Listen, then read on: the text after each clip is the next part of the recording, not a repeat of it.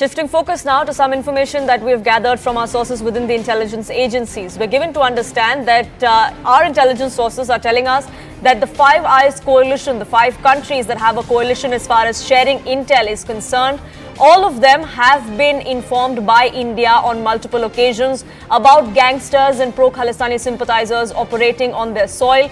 It's not only Canada, but India has shared a list of gangsters with the United Kingdom, USA and with Australia as well. But there has been no response coming to the fore from any of these Five Eyes nations. They are under compulsion to keep these Sikh separatists in their territory because of political compulsions, is what Indian intelligence agencies believe.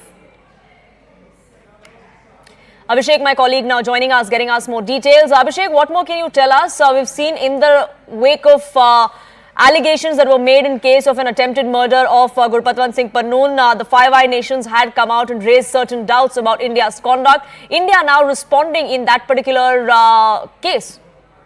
Well, India has shared the list of gangsters who have been out there spreading violence in these countries, but unfortunately there has not been any action which has been taken. Also, in the case of Canada, we have seen how India has raised the issue of gang war, drugs and arms racket that the Canadian authorities need to check, because there is apparently some involvement of Indians who have fled from India after committing crime and they have taken shelter in Canada. So apparently Canada, USA, New Zealand, Australia and UK, they have also become a shelter ground for many criminals who have fled from India after committing crimes, and they are trying to find some space in the garb of these Khalistani movements, which is also essentially a secessionist movement and anti-India movement.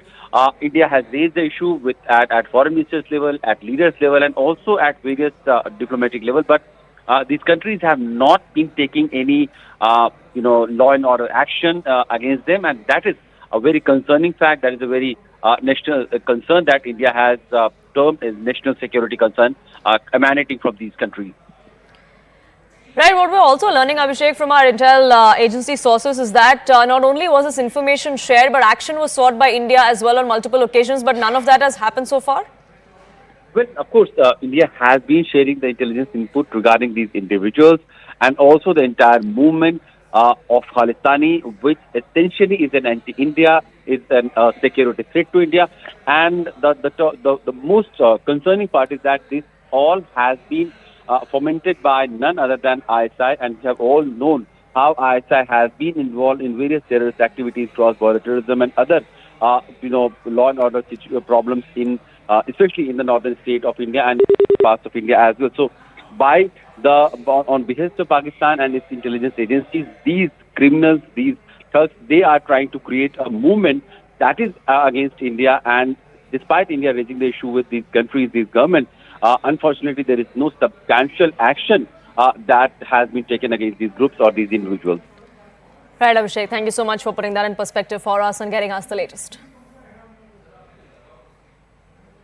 Moving on now, former Congress leader Acharya Pramod Krishna